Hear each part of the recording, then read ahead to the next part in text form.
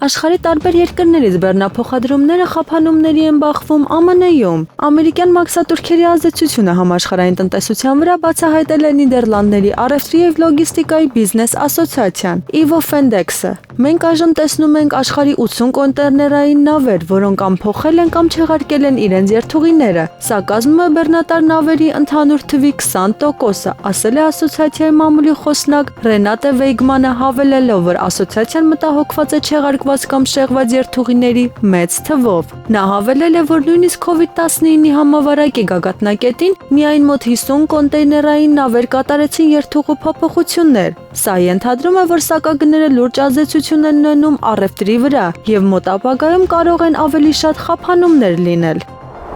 Պաղեստինյան արմատական համաշարժումը հայտարարել է Գազայի հատվածում հրադադարի համաձայնագիր կնքելու իր պատրաստակամության մասին։ Այս մասին հայտարարել է խմբավորման առաջնորդներից մեկը՝ Աբդել-Ռահման Շահիդը։ Նրա խոսքերը մեջբերում է Ալ Ջազիրան։ Համասը պաշտոնապես հաստատել է իր խնդրանքը Գազայի հատվածում հնգամյա հրադադար կնքելու վերաբերյալ, որպես Իսրայելի հետ համաձայնագրի մաս, հավելել է Շադիդը։ Սակայն Բենյամին Նեթանյահուի կառավարությունը նրա խոսքով մերժել է առաջարկը։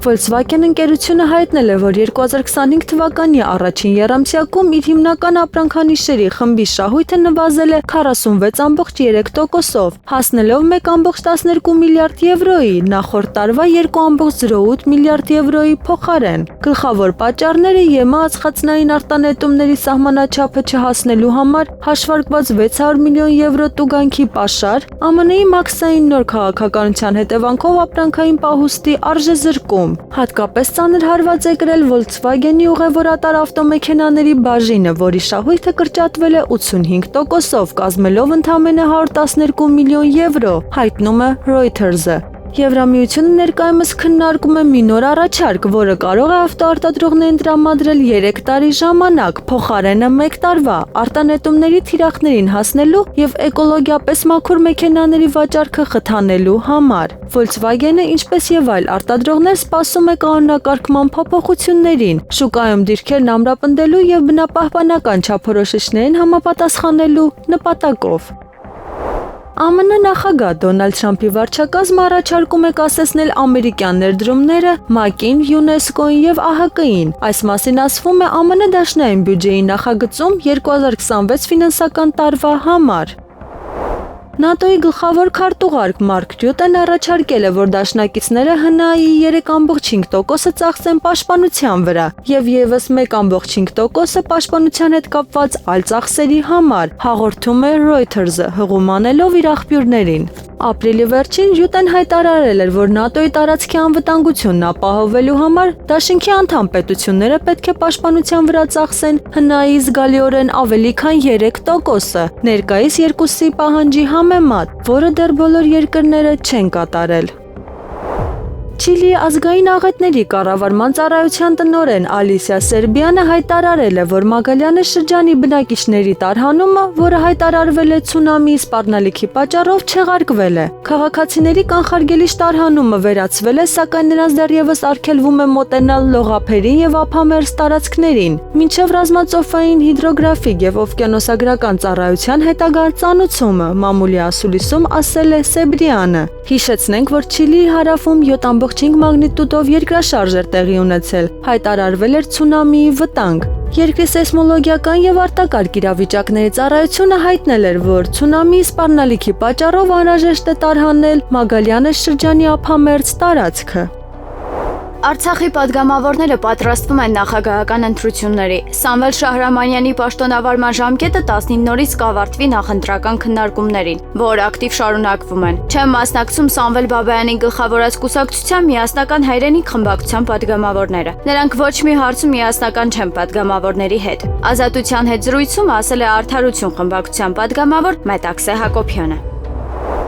Իսրայելի պաշտպանության բանակը հաղորդել է Եմենից երկրի վրա արձակված հրթիռը որսալու մասին, եւ Իսրայելի մի շարք շրջաններում հնչել են ազդանշաններ։ Ասվում է բանակի մամուլի ծառայության հաղորդագրության մեջ, նշելով նաեւ, որ հրթիռը որսացել է նախքան հրեական պետության սահմանը հատելը։ Իսրայելական բանակը արձանագրել է Եմենից հրթիռի արձակումը դեպի Իսրայելի տարածք։ Հրթիռի հայտնվելուց հետո հակաօդային պաշտպանության համակարգերն ակտիվացել են եւ Իսրայելի մի շարք շրջաններում հնչել են ազդանշաններ։ Ասվում է բանակի մամուլի ծառայության հաղորդագրության մեջ, նշելով, որ հրթիռը որսացել են նախքան հրեական պետության սահմանը հատելը։ Ասվում է բանակի մամուլի ծառայության հաղորդագրության մեջ։ Ուրբաթ օրը մայիսի 2-ին իսրայելական բանակը 2 անգամ արձանագրել է Եմենից հրթիռների արձակում։ ԱՄՆ նախագահ Դոնալդ Թրամփը Truth Social սոցիալական ցանցում լուսանկար է հրապարակել, որում պատկերված է Հռոմի Պապի կերպարով։ Նկարում, որն ըստ երևույթին ստեղծվել է նեյրոցանցերի միջոցով, Թրամփը նստած է ոսկեզօծ աթոռի վրա, հագին պապական սպիտակ զգեստը։ Նախագահի կրծքին ոսկե խաչ է, իսկ գլխին կաթոլիկ միտրա, դափնեպսակի խորհրդանիշ։ Բացի այդ, աջ մատնեմատի վրա կարելի է տեսնել ձկնորսի մատանին, Պապի զորության խորհրդանիշը։ Այն հիշեցնում է մեզ, որ Պոնտիֆիկոսը Պետրոս Առաքյալի իրավահաջորդն է, ով զբաղմունքով ձկնորս էր։ Թրամփը նկարը չի ուղեկցել որևէ մակագրությամբ կամ մեկնաբանությամբ, սակայն Հռոմի Ֆրանցիսկոս Պապի մահից հետո, ում հուղարկավորությանը մասնակցել է Միացյալ Նահանգների նախագահը, Թրամփն արդեն կատակել է, որ կցանկանար Պոնտիֆիկոս դառնալ։ Իսրայելական ինքնաթիռները հարվածներ են հասցրել Սիրիայի Լաթակիա նահանգում գտնվող ռազմական օբյեկտներին։ Այս մասին հայտնում է Al-Hadath հեռուստաալիքը։ Ջեբել Ալ-Շահարա շրջանը հայտնվել է կրակի տակ։ Ինչպես հաղորդում է սիրիական Al-Watan թերթը, մինչև վերջին քանի ժամվա ընթացքում Իսրայելը 18 ավիահարված է հասցրել Սիրիայի Արաբական Հանրապետության մի քանի նահանգների թիրախներին։ Al-Jazeera հեռուստաալիքը հայտնում է, որ Դարաայում ռմբակոծվել է նաև հակաօդային պաշտպանության ստորաբաժանում, որը տեղակայված է Մաուսաբին գյուղի մոտ։ Հայաստանը որպես հավաքական անվտանգության պայմանագրի կազմակերպության լիիրավ անդամ պետք է պահանջ ներկայացնի ՀԱՊԿ ղեկավարությանը, թե ինչու կազմակերպությունը չի կատարում հավաքական անվտանգության մասին պայմանագրի դրույթները, իսկ ՀԱՊԿ-ը իր հերթին պետք է բողոքի նոտա ներկայացնի Ադրբեջանին եւ եթե անհրաժեշտ է զորքեր ուղարկի Հայաստանի ինքնիշխան տարածք մտած ադրբեջանական օկուպացիոն զորքերը դուրս շպրտելու համար։ Եվրոմեդիա 24-ի հետ զրույցում հայտարարեց Հայաստանի Հանրապետության զինված ուժերի գլխավոր շտաբի նախկին պետ, պաշտպանության նախարարի նախկին պաշտոնակատար, ԽՍՀՄ եւ Ռուսաստանի Դաշնության զինված уժերի գեներալ լեյտենանտ Նորադ Տեր-Գրիգորյանցը։ На Армению нападает Азербайджан, Турция, вместе с ними, потому что это единые два государства, одна нация, и генеральный штаб Турции управляет процессом, и вы молчите. Непонятно, вы что, вас подкупили, что, я не пойму. А поэтому он должен поставить вопрос о привлечении к ответственности руководства ОДКБ и невыполнении функциональных обязанностей. Это раз. Второе. Надо обязательно, чтобы ОДКБ предъявил ноту протеста Азербайджану и применил силы, если необходимо, вышвырнут эти вот оккупационные какие-то силы, которые вошли в Армению, вышвырнут просто, туда ввести белорусский летит, я говорю, часть войск ОДКБ, который входит в состав. Вот и все. Ну, Григорьевич, прав. Вот не надо уходить с ОДКБ, не надо фыркать, не надо. Իսրայելի վարչապետ Բենյամին Նեթանյահուն պաշտպանության նախարար Իսրայել Կացի եւ գլխավոր շտաբի պետ Էյալ Զամիրի հետ քննարկել է Գազայի հատվածում ռազմական գործողությունների ընդլայնման ծրագրերը։ Այս մասին հայտնում է Ynet պորտալը։ Վարչապետի հետ մի քանի ժամ տևած հանդիպման ժամանակ Կացը եւ Զամիրը Նեթանյահուին ներկայացրել են իրենց նախապես հավանության արժանացած ծրագիրը ուժեղացնել ռազմական ճշումը Պաղեստինյան արմատական համաշարժման վրա։ Ինչպես հայտում է Ynet-ը, անկլավում ռազմական գործողությունների ընդլայնման ծրագրերը, որոնք ներառում են հազարավոր պաղեստինցիների լրացուցիչ մոբիլիզացիա, կարող են կառավարության հաստատմանը ներկայացվել մայիսի 4-ին։ Քանի դեռ Համասը չի ազատել պատանդներին, Իսրայելը զգալիորեն կուժեղացնի ռազմական գործողությունները, մեջբերում է Ynet-ի իր ռազմական աղբյուրը։ Միևնույն ժամանակ Սպորտալի խոսքը օպերացիայի մեկ այլ նշանակալի փուլի մասին է, բայց ոչ անկլավի ողջ տարածքի գրավման մասին։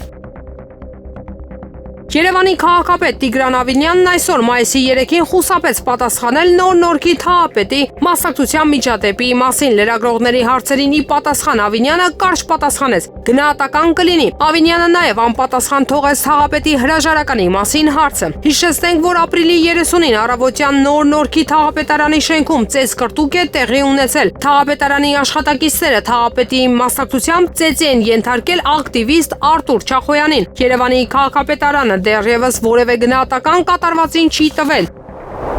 Օկուպացված Արցախում ադրբեջանական ավերածությունները շարունակվում են, այս անգամ հուշարձան ու Խաչկար են ոչնչացրել Մարտակերտի շրջանի Վանք գյուղում։ Բարբարոս Ադրբեջանի հակահայ, հակամշակույթ ավերիչ քաղաքականությունն անարգել շարունակվում է Արցախում։ Քոչվորներն ավերել են Մարտակերտի շրջանի Վանք գյուղի արցախյան ազատամարտի զոհերի իշատակը հավերժացնող Խաչկարն ու զոհված ազատամարտիկների պատկերաքանդակներով հուշապատը։ Գրված է Արցախ Monuments Facebook-յան էջում։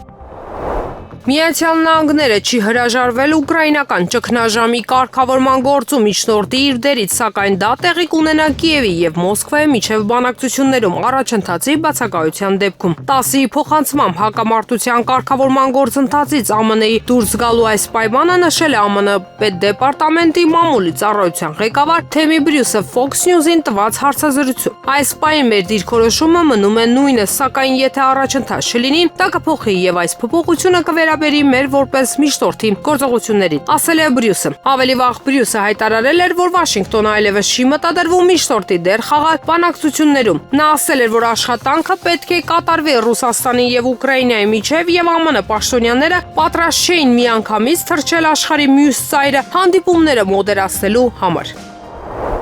ԱՄՆ նախագահ Դոնալդ Թրամփը 2026 թվականի բյուջեի նախագծում առաջարկել է դադարեցնել միգրանտների եւ փախստականների վերաբնակեցման ծրագրերի ֆինանսավորումը, որոնք վարչակազմի կարծիքով նպաստել են անօրինական միգրացիային, ասված է Սպիտակ տան բացատրական գրության մեջ։ Բյուջեի նախագիծը ենթադրում է 3.5 միլիարդ դոլարի հատկացման չեղարկում, որն ուղղվում էր այն ծրագրերին, որոնք օգտագործվել են զանգվածային անօրինական միգրացիայի համար ապաստանի տրամադրման անվան տակ, նշվում է փաստաթղթում։ Խոսքը մասնավորապես Reception and Placement ծրագրերի մասին է, որը ֆինանսավորել է խոշոր ՀԿ-ներին, որոնք զբաղվում էին ԱՄՆ-ի փոքր քաղաքներում միգրանտների վերաբնակեցմամբ։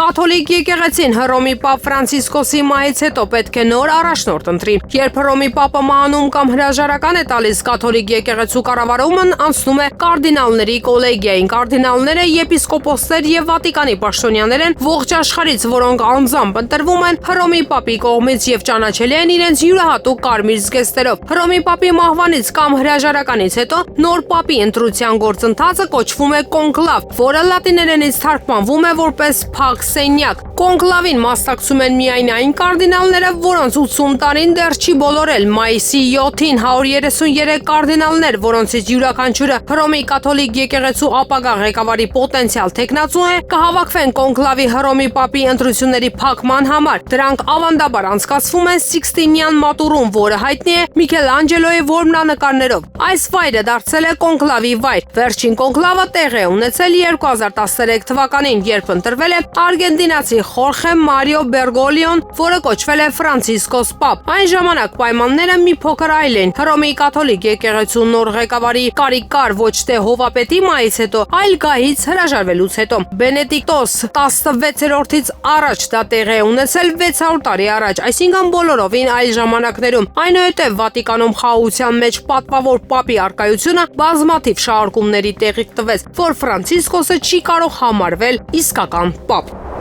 Հայաստանում Եվրոպական միության դիտորդական առաքելության անդամներից մեկը ապրիլի 30-ին մահացել է։ Այս մասին հայտնեցին առաքելությունից, նշելով, որ դեպքը տեղի է ունեցել աշխատանքից ազատ ժամանակ։ 2 օր առաջ մահացել է մեր առաքելության անդամներից մեկը։ Նա մահացել է բնական պատճառներով, ասացին Եվրամիության առաքելությունից։ Եվրամիության դիտորդական առաքելությունն իր ցավակցությունն է հայտնում դիտորդի ընտանիքի անդամներին եւ հարազատներին։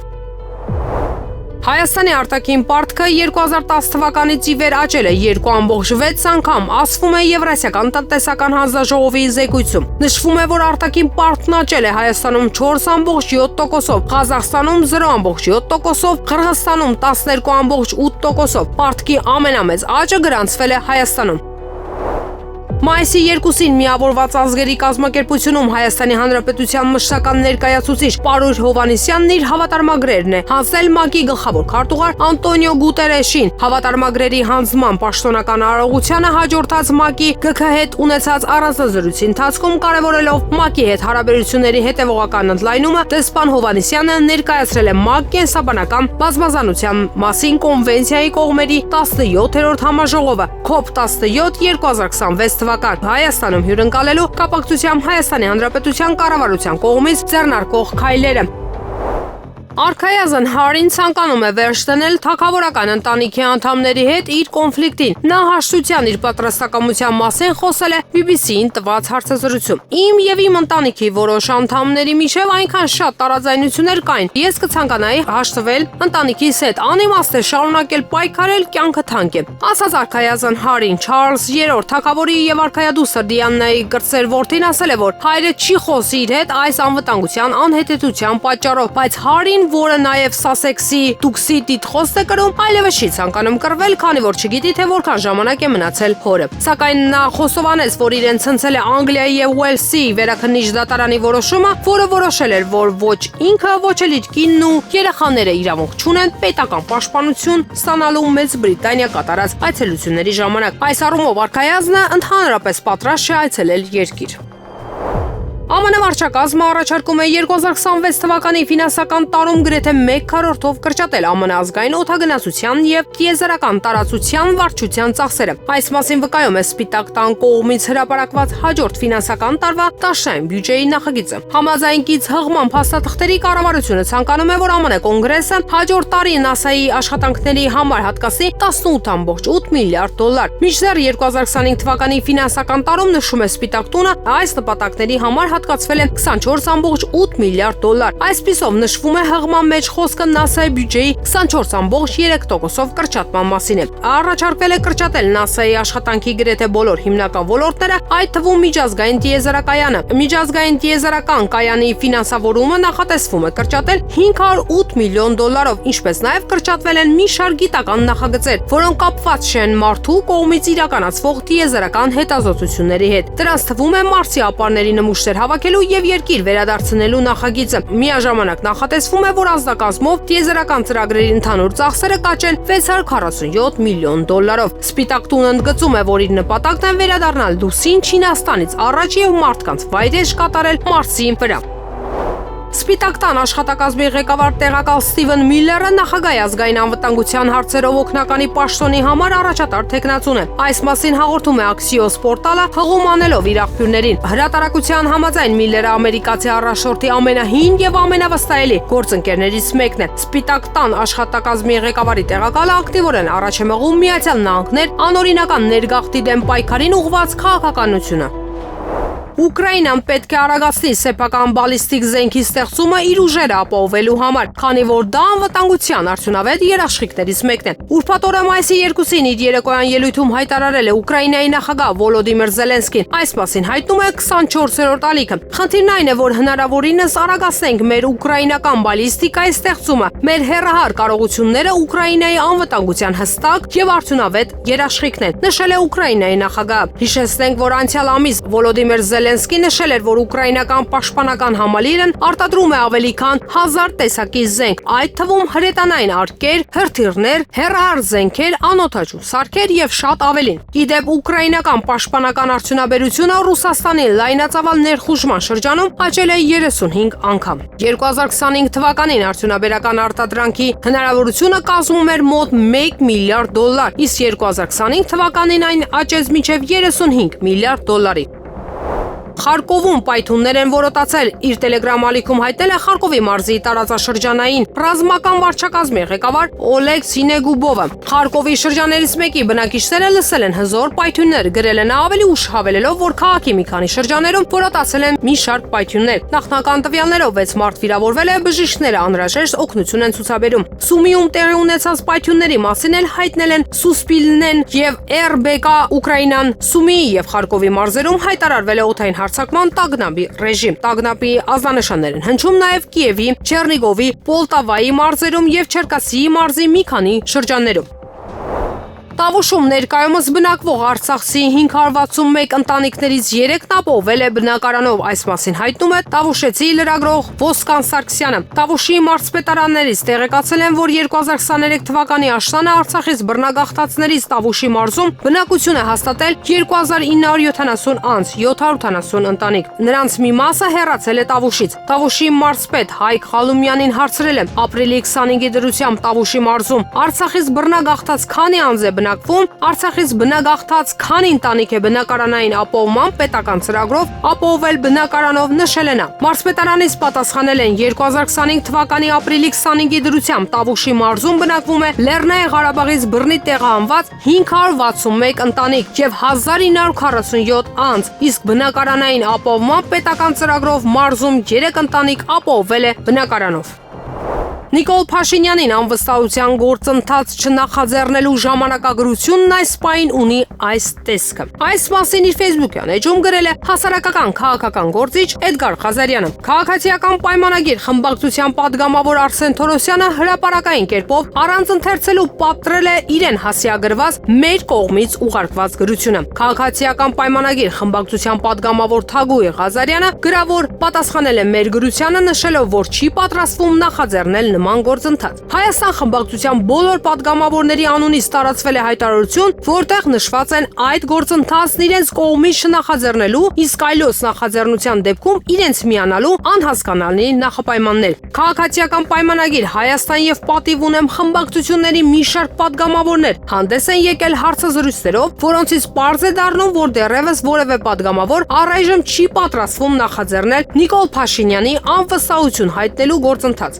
2025 թվականի մայիսի 3-ի ժամը 08:00-ի դրությամբ Նիկոլ Փաշինյանը շարունակում է վայելել Հայաստանի Հանրապետության ազգային ժողովի բոլոր 107 падգամավորներին անվերապահ եւ ամբողջական վստահությունը։ Սա չի փոխում պայքարի մեր տրամադրությունը։ Ես առավել քան վստահ եմ, որ Նիկոլ Փաշինյանը հեռացվելու է անվստահության միջոցով, որովհետեւ իմ խորին համոզմամբ դա հայ ժողովրդի ցանկությունն է։ ԱՄՆ նախագահ Դոնալդ Թրամփը մտադիր է Վաշինգտոնում ԱՄՆ-ի բանակի 250-ամյա հոբելյանի կապակցությամբ մեծ զորահանդես անցկացնել, որը տեղի կունենա հունիսի 14-ին։ Նշվում է, որ նույն օրը Սպիտակ տան ղեկավարը կդառնա 79 տարեկան։ Ակնկալվում է, որ դրան կմասնակցեն հազարավոր զինվորներ։ Այս մասին գրում է Associated Press-ը։ Ըստ պարբերականի նախատեսվում է, որ կմասնակցեն ավելի քան 6600 զինծառայողներ, առնվազն 150 միավոր տեխնիկա, 50 ուղղաթիռ, 7 զինվորական նվագախմբեր եւ զգալի թվով քաղաքացիական անձինք։ Փաստաթղթում նշված չէ միջոցառման մոտավոր արժեքը, սակայն ինչպես գրում է պարբերականը, վերլուծաբանների գնահատականով ծախսերը կարող են հասնել տասնյակ միլիոնավոր դոլարների։ ԱՄՆ նախագահ Դոնալդ Թրամփը հայտարարել է, որ հաջողության կարևորագույն գործոններից մեկն իր գործի հանդեպ անկեղծ սերն է։ Դա չափազանց կարևոր է, դուք պետք է սիրեք այն, ինչ անում եք։ Ես հազվադեպ եմ հանդիպում հաջողակ մարդկանց, ովքեր չեն սիրում իրենց գործը, նշել է Թրամփը։ ԱՄՆ նախագահը հավելել է, որ աշխատանքը պետք է ընկալվի որպես հաճույքի աղբյուր, հոբբի։ Նա կարծում է, որ եթե գործընթացը չուրախացներ, ապա չէր կարողանա հաջողության հասնել ոչ բիզնեսում, ոչ էլ զվարճանքի ոլորտում։ Նիգերիան պետք է ռազմական օգնություն խնդրի Ռուսաստանից ահաբեկչական խմբավորումների դեմ պայքարելու համար, ասել է երկրի իշխող կուսակցության անդամ Ալ-Հաջի Ալ-Հասան Յարիասան։ Նրա Փանջ թերթին տված հարցազրույցից մի հատված հաղորդել է ՏԱՍՍ-ը։ Նախագահ Բոլատինուբուի նախընտրական քարոզարշավին մասնակցած Յարիասան նշել է, որ Նիգերիայի հյուսիսում հակամարտության սրացումը հանգեցնում է բնակչության զանգվածային միգրացիայի։ Ռուսաստանն ունի մեր բանակին աջակցելու ռեսուրսներ, նրա օգնությամբ մենք կկարողանանք վերացնել սպառնալիքը, ընդգծել է նա։ Բոկո Հարամի եւ Իսլամական պետության զինյալները ակտիվացել են երկրի հյուսիսում։ Նրանք հարձակվում են ռազմական օբյեկտների վրա, առևանգում քաղաքացիներին եւ իրականացնում ահաբեկչական գործողություններ։ Բոկո Հարամը ակտիվ է Նիգերիայում եւ հարևան երկրներում 2009 թվականից։ 2015 թվականին խմբավորումը պարտվեց Նիգերիայի բանակին, որից հետո նրա որոշ կառույցներ միացան Իսլամական պետություն ահաբեկչական խմբավորմանը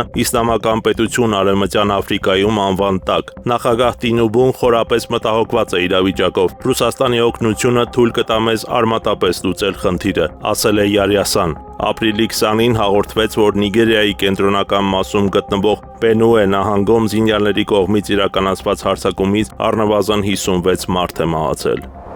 ԱՄՆ պետքարտուղար Մարկո Ռուբիոն հայտարարել է, որ Միացյալ Նահանգները չի հանձնվում Ուկրաինայի հակամարտության կարգավորման հարցում։ Այս մասին նա խոսել է Fox News-ի եթերում։ Աշխարհում շատ ավելի կարևոր բաներ են կատարվում։ Ես չեմ ուզում ասել, որ Ուկրաինայի հակամարտությունը կարևոր չէ, բայց կարծում եմ, որ այն, ինչ տեղի է ունենում Չինաստանի շուրջ, ավելի կարևոր է երկարաժամկետ հեռանկարում, նշել է նա։ Եվրոպական երկրները Ռուսաստանի դեմ պատժամիջոցների նոր փաթեթ են պատրաստում։ France Press գործակալության հետ զրույցում հաստատել է Ֆրանսիայի արտաքին գործերի նախարարության ղեկավարը։ Ավելի վաղ Մեծ Բրիտանիան էր պատժամիջոցների նոր փաթեթ սահմանել Ռուսաստանի նկատմամբ, որը ներառում էր առևտրային 150 սահմանափակում։ Ապրիլի 29-ին Ֆրանսիայի նախագահ Էմանուել Մակրոնն էր հայտարարել, որ առաջիկայում կուժեղացնեն ճնշումը Ռուսաստանի դաշնության վրա։ Իսրայելի օդային հարվածների հետևանքով Գազայում այսօր սպանվել է առնվազն 22 մարդ։ Այդ թվում Բուրեյջի շրջանում մեկ ընտանիքի 8 անդամ ակտիվիստական նավ Գազայի ազատության ֆլոտիլիան, որը տեղափոխում էր 30 մարդ, ենթարկվել է հարձակման Մալթայի ափերի մոտ։ Զոհեր չեն եղել։ Խմբավորումը մեղադրում է Իսրայելին կամ նրա դաշնակիցներից մեկին, հայտնում է Al Jazeera-ն։ ՄԱԿ-ի մարդասիրական համակարգող Ամջադ Շավան զգուշացրել է ամբողջ հատվածը սովի շեմին է եւ երեխաների մահերը հասկանալու են։ Իսրայելի վարչապետ Նեթանյահուն նշել է, որ պատերազմի նպատակը գերեվարված իսրայելցիների վերադարձը չէ, այլ հաղթանակը թշնամիների նկատմամբ։ Գազայի առողջապահության նախարարության տվյալներով Իսրայելի գործողությունների հետևանքով զոհվել է առնվազն 52418 մարդ։ Մեդիա գրասենյակը հայտնում է իրական թիվը կարող է գերազանցել 61700-ը, հաշվի առնելով անհետ կորածներին փլատակների տակ։ Հնդկական Ջամու եւ Քաշմիրի միության տարածքում Պահալգամի ահաբեկչության հետաքննության ընթացքում ազգային քննչական գործակալության ՆԻԱ պատրաստած նախնական զեկույցը մատնանշում է օպերատիվ կապերը Պակիստանի միջծառայական հետախուզության եւ Լաշկար-e-Թայբա ահաբեկչական խմբավորման միջև, որը կազմակերպել էր հարձակումը։ Այս մասին հաղորդում է հնդկական NDTV հեռուստալիքը, վկայակոչելով ՆԻԱ-ի աղբյուրները։ Ըստ ՆԻԱ-ի աղբյուրների Ջամու եւ Քաշմիրում ահաբեկչություն իրականացնելու դավադրությունը մշակվել է Լաշկար-e-Թայբայի զինյալների կողմից իբր ISI-ի բարձրաստիճան պաշտոնյաների կողմից տրված հրահանգների հիման վրա աղբյուրները նշում են, որ պլանը մշակվել է Պակիստանում գտնվող Լաշկար-e-Թայբայի կենտրոնակայանում։ Աղբյուրների համաձայն հետաքննությունը ցույց է տալիս, որ հարձակմանը մասնակցած ահաբեկիչներից երկուսը պակիստանի քաղաքացիներ են։ Նրանք մշտական կապի մեջ էին իրենց պակիստանցի կառավարիչների հետ, ստանալով հատուկ հրահանգներ հարձակման ժամանակի նյութատեխնիկական ապահովման եւ կատարման վերաբերյալ։ Ենթադրվում է, որ ահաբեկիչները Հնդկաստանի տարածք են մտել հարձակումից մի քանի շաբաթ առաջ։ Օմանի պատվիրակությունը կմասնակցի Ռուսաստանի իսլամական աշխարհ Կազան ֆորում միջազգային տնտեսական համաժողովին, որը կանցկացվի մայիսի 13-ից 18-ը Կազանում։ Այս մասին հայտնել է Թաթարստանի ղեկավար Ռուստամ Մինիխանովի մամուլի ծառայությունը Օմանի արտաքին գործերի նախարարի հետ հանդիպման արդյունքներով։ Ռուստամ Մինիխանովը հանդիպում է ունեցել Օմանի արտաքին գործերի նախարարի հետ։ Բացի այդ, մշտական համագործակցությունը զարգացնելու նպատակով կողմերը պայմանավորվել են աշխատել Կազանում Օմանի սուլթանի պատվավոր հյուպատոս նշանակելու, ինչպես նաև Օմանի մայրաքաղաք Մուսկատում Թաթարստանի Հանրապետության առևտրատնտեսական գրասենյակ բացելու հարցով։ Նախատեսվում է բիզնես առաքելությունների փոխանակում, պայմանագրերի կնքում եւ համատեղ ծրագրերի իրականացում։ 2025 թվականի ապրիլին Ռուսաստանի Դաշնության փոխվարչապետ Մարատ Խուսնուլինը հայտնել է, որ վերջին 4 տարիների ընթացքում Ռուսաստանի եւ իսլամական համագործակցության կազմակերպության երկրների միջև ապրանքաշրջանառությունը 44%-ով ավելացել է, հասնելով 163 միլիարդ դոլարի։ Սիրիայի կառավարությունը եւ Դամասկոսի արվարձանում գտնվող Ջարամանա քաղաքի դրուզների ավակները համաձայնության են եկել իշխանություններին ծանր սպառազինության, անհապաղ փոխանցման եւ իրավիճակի կարգավորման վերաբերյալ, ասել է Դամասկոսի Ռիֆ նահանգի անվտանգության վարչության ղեկավար Հուսամ Ալ-Թահանը։ Երեքշաբթի օրը բախումներ են սկսել Սահնայային հարակից Ջարամանա քաղաքում, որտեղ դրուզների ուժերը թույլ չեն տվել զինված ոչ կառավարական ուժերի մուտքը քաղաք։ Պաշտոնական իշխանությունները իրենց հերթին հայտարարել են, որ ուժայինները զինված հակամարտության կողմ չեն եւ ուղարկվել են ամրապնդելու եւ կարգուկանոն հաստատելու։ Երեքշաբթի երեկոյան սիրիական կառավարությունն ու Դամասկոսի ջարամանը Արվարձանին ավակները պայմանավորվածություն են ձեռք բերել քաղաքում անվտանգությունն ուժեղացնելու եւ բախումների պատճառ դարձած վերջին իրադարձությունների մեղավորներին պատասխանատվության ենթարկելու վերաբերյալ։ Այնուամենայնիվ մարտերը շարունակվեցին այլ շրջաններում, որտեղ ապրում են դրուզները։ Զինված հակամարտության պաշտոնական պատրվակը սոցիալական ցանցերում հրապարակված աուդիո զայնագրություններ, որում դրուզների հավատքի ներկայացուցիչն իբր վիրավորում է Մուհամեդ Մարգարեին, ինչը անկարգություններ է առաջացրել Սիրիայի տարբեր քաղաքներում Սիրիայում դրուզներին սպանելու կոչերով։ Կեղտոտ ճանապարհի մայցի կապակցությամբ եք մաքրել Դժգոհեն Վանաձորի շենացման տեմպերից։ Այս մասին հայտարարել է Հայաստանի վարչապետ Նիկոլ Փաշինյանը։ Լոռու մարզ այցելության առաջին կանգառը Վանաձորում էր։ Եվ ենթադրում եմ իմ այցի կապակցությամբ ճանապարհը մաքրվել է, չէ՞։ Ճանապարհը կեղտոտ է։ Այսինքն մաքրության ստանդարտը այդտեղ խնդրում է։ Ինչն ենք հավանում, ինչն ենք հավանում ոչ մաքրում։ Մայիսի 2-ին Գյումրիի ավականու նիստում Գյումրու քաղաքապետարանի աշխատակազմի ղեկավար է նշանակվել նախորդ ավականու Ապրելու երկիր խմբակցության ղեկավար Կարեն Մալխասյանը։ Նշենք, որ Ապրելու երկիրը 1658 քվեր ստացել գյումրեցիներից չհաղթահարելով անցողիկ շեմը։ Իսկ այժմ եղանակի մասին։ Երևան քաղաքում մայիսի 3-ից 6-ը 7-ի գիշերը սպասվում է կարճատև անձրև եւ ամպրոպ։ Ամպրոպի ժամանակ սպասվում է քամու ուժգնացում 15-ից 18 մետր/վայրկյան արագությամբ։ Մայիսի 7-ից 3-ը սպասվում է առանց տեղումների եղանակ։